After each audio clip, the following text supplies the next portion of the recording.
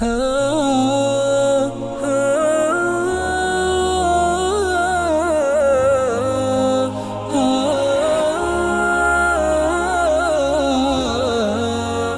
لله رب العالمين والعاقبة للمتقين ولا عدوان إلا على الظالمين وأشهد أن لا إله إلا الله وحده لا شريك له ولي الصالحين وأشهد أن محمدا عبده ورسوله.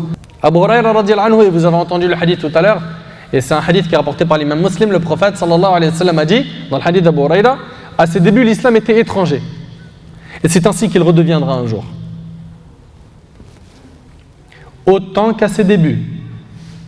Touba, bonne nouvelle aux étrangers. Et dans la version de l'imam Ahmad par le biais d'Abdullah ibn Amr ibn al-As radiyallahu anhuma, on demande au prophète sallallahu alayhi wa sallam qui sont ces étrangers, ces gens-là à qui il y a une bonne nouvelle qui les attend, hein, ces étrangers, parce que le prophète sallallahu alayhi wa sallam dit l'islam a apparu étranger et il redeviendra étranger, et il dit Touba pour les étrangers.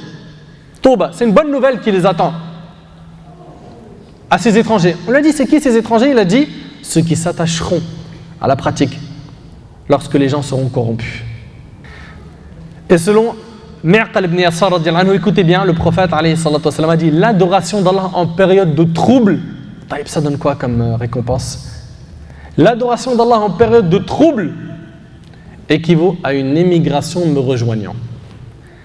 T'imagines un petit peu ces compagnons qui étaient à Mecca et qui ont quitté Mecca avec tout ce qu'ils avaient comme bien, hein, pour certains ils avaient des biens, ils avaient la famille, des amis, la ville natale, leurs repères, etc. Ils quittent ça pour aller sauver leur dîne et vivre avec le prophète alayhi salatu wassalam. Le prophète sallallahu alayhi wa sallam dit l'adoration d'Allah en période de trouble équivaut à une émigration me rejoignant. Celui qui adore Allah azza wa jalla en période de trouble a la même récompense que ceux qui ont émigré de la Mecque à Médine pour aller vivre avec le prophète sallallahu alayhi wa sallam. Et c'est rapporté par l'imam Muslim.